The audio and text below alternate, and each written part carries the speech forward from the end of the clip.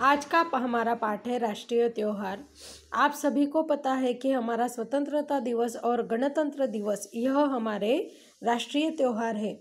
इसी विषय पर एक कक्षा में सभी विद्यार्थी आपस में चर्चा कर रहे हैं। अब देखिए वह एक दूसरे से क्या बोल रहे हैं। ज्ञान, स्वतंत्रता दिवस एवं गणतंत्र दिवस हमारे राष्ट्रीय त्योहार है। आकांक्षा, अमर सपूतों के अथक प्रयास से 15 अगस्त 1947 को हमारा देश स्वतंत्र हुआ। और आकांक्षा बताती है कि अमर सपूतों के अथक प्रयासों से ही 15 अगस्त को 1947 को हमारा भारत देश स्वतंत्र हुआ था। किनके कब्जों में था? अंग्रेज़ों के कब्जे में हमारा देश था, उनका शासन चलता था हमारे देश पे।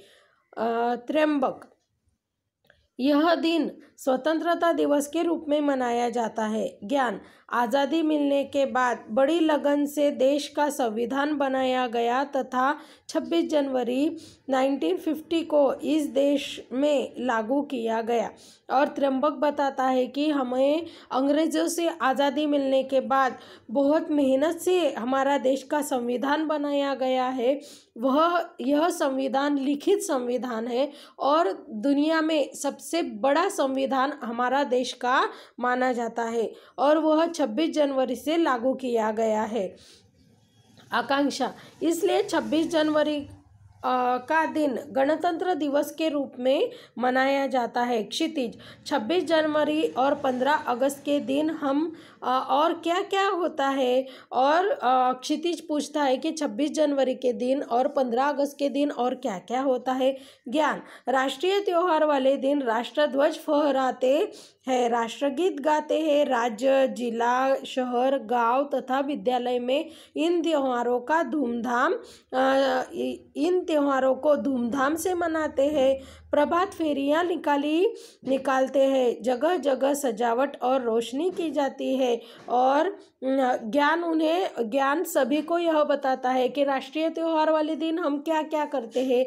हम राष्ट्रध्वज फहराते हैं, उस दिन राष्ट्रगीत गाते हैं, गांव में, शहरों में, जिले में, विद्यालय में बहुत धूमधाम से यह त्योहार मनाया जाता है। और क्या निकाला जाता है? प्रभात फेरियां निकाली जाती है, जगह जगह पे सजावट और रोशनी की जाती है, रंगोलियाँ निकाली जाती है। आप देखते हो ना हमारे पाठशाला में हमेशा राष्ट्रीय त्योहार के दिन हमारा जो मैदान है खेल का उस पर हम राष्ट्रध्वज फहराते हैं, वह मैदान साफ करके उसे सजाते हैं। बाद में वहाँ पर अलग अलग झांकियाँ निकाली जाती है, प्रभात फेरियाँ निकाली जाती है, ब्लैक बोर्ड पर भी बहुत अच्छी सजावट की जाती है, अच्छे से रंगोली भी सजाई जाती है।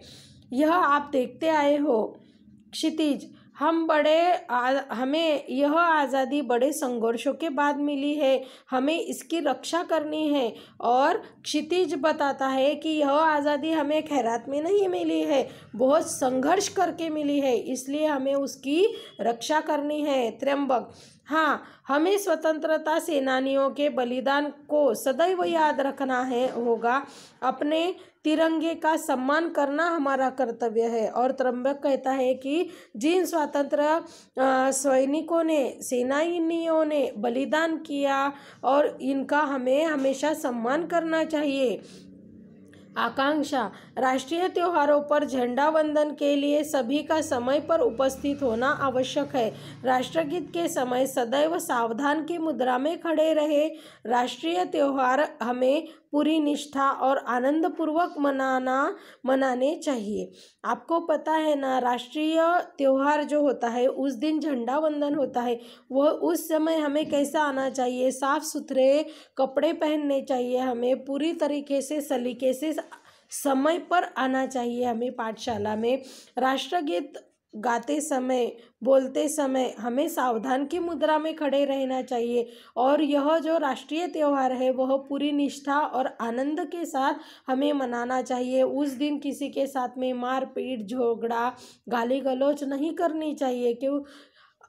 हमारे देश में स्वतंत्रता है, इसलिए हम इतना सुखमय जीवन जी रहे हैं। अगर हमारा देश स्वतंत्र नहीं होता तो हमारा जीवन कैसा होता, सोचकर भी बहुत डर लगता है। हम स्वतंत्र हैं, हमें सब करने की आज़ादी है, इसलिए हमारा जीवन इतना सुखमय है। इसलिए हमें हमारे राष्ट्रध्वज का, राष्ट्रगीत का पूरी तरह से सम्मान करना चाहिए।